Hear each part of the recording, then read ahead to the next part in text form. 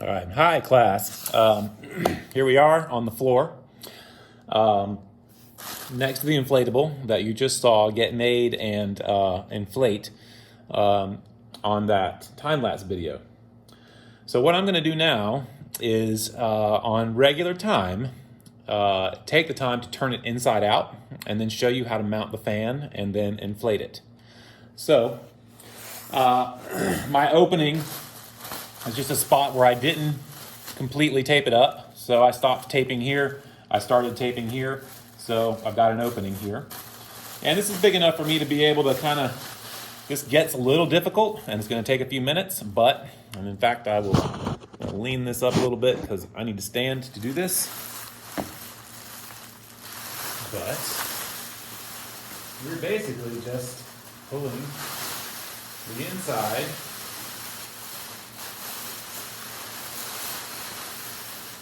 through the hole so that it turns inside out or outside in, or however you want to think about it.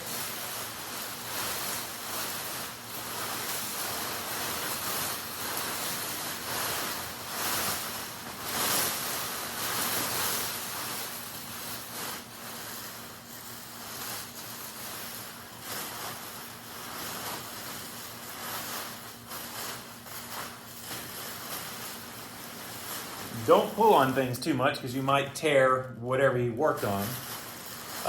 Try to keep it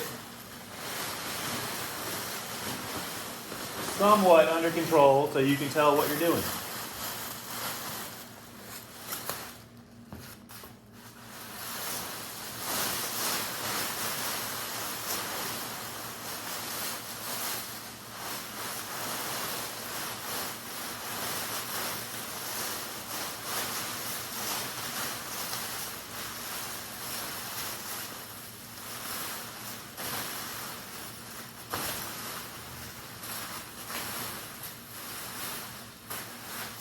Okay, everything's now inside.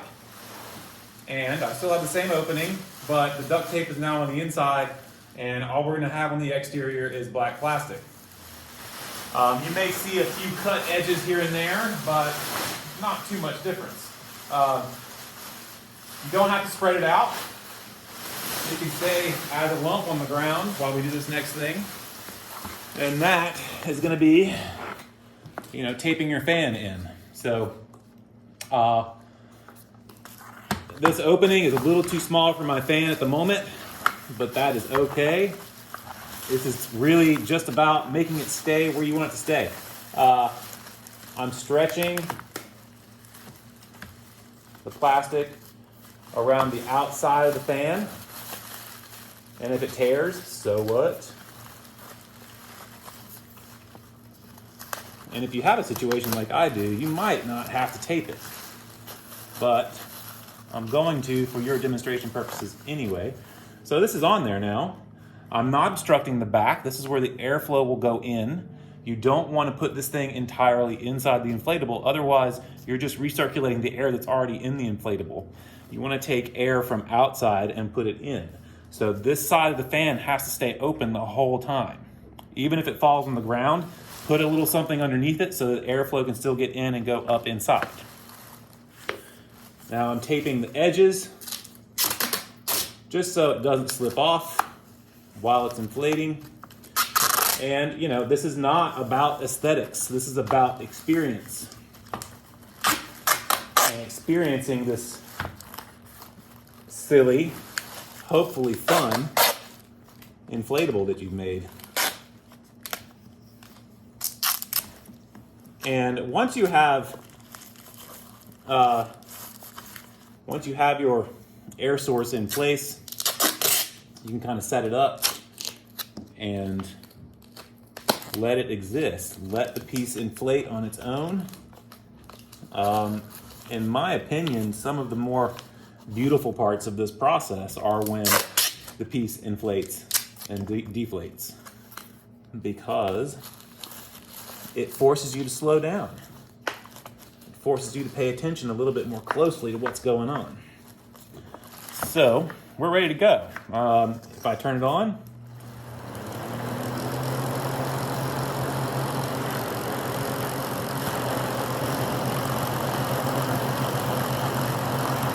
Did I do that? I may have.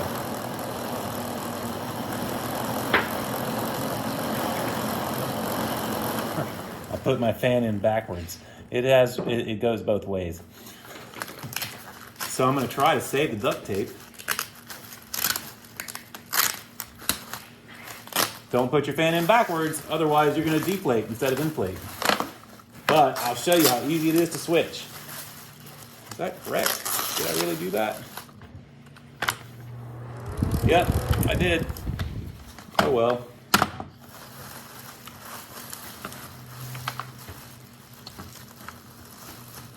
This will make it a little bit easier to tape back on though.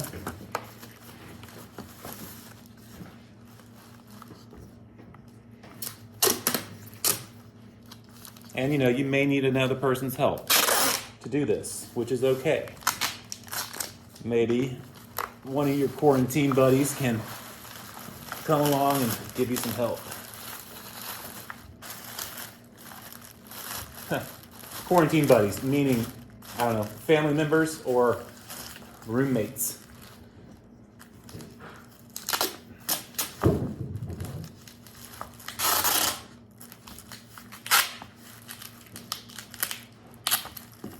Again, it does not need to be pretty, it just needs to work.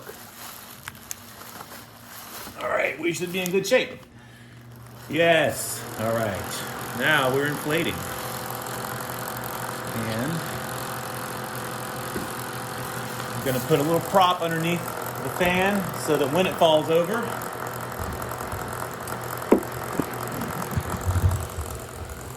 it'll have something under it. And then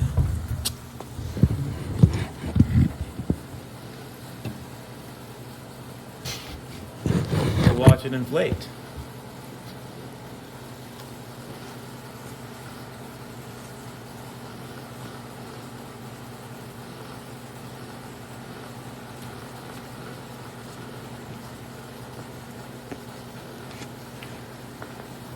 As it gains, you know, more air pressure inside and more contained air, it obviously gets bigger. The fan will not make it pop, most likely. You can leave the fan hooked up. The reason why you can do that is because the process that we've used to seal this up more than likely has a couple of air holes in it. And that's okay because it needs to kind of find a point of stasis so that the constant airflow and the inflatable can exist at the same time.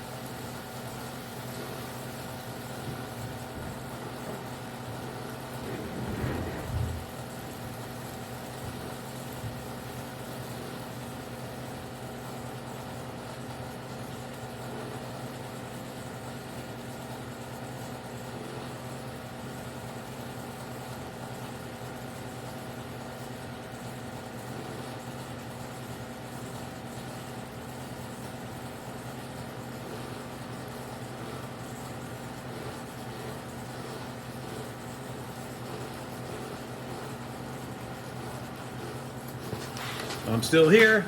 It is now blown up outside of the frame of the camera, so I'm going to back up a little bit more.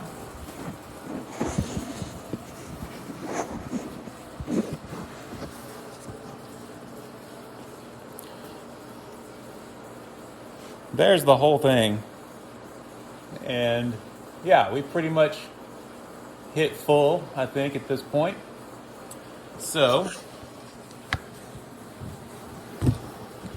put you back down. I gotta prop you back up so you can see everything.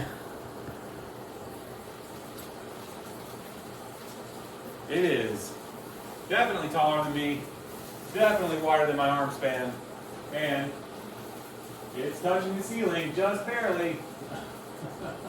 But if I turned it, it would definitely be touching the ceiling. So what I'm going to show you now, I'll bring you over here. Not that way. See? I can't go that way. There's too much stuff in the way.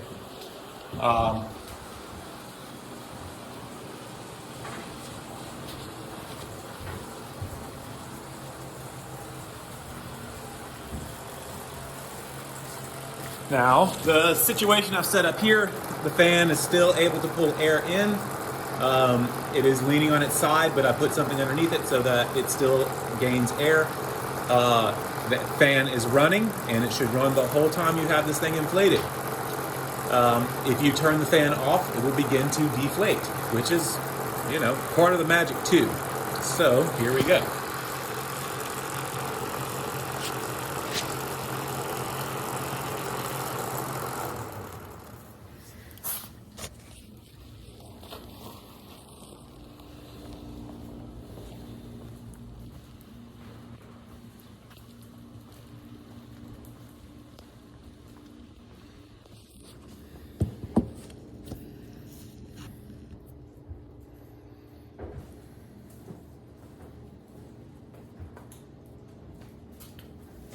What I'm going to do is turn my fan around so it deflates faster. Otherwise, this thing might stay inflated to some degree for the next couple of hours. And you probably don't want to wait that long.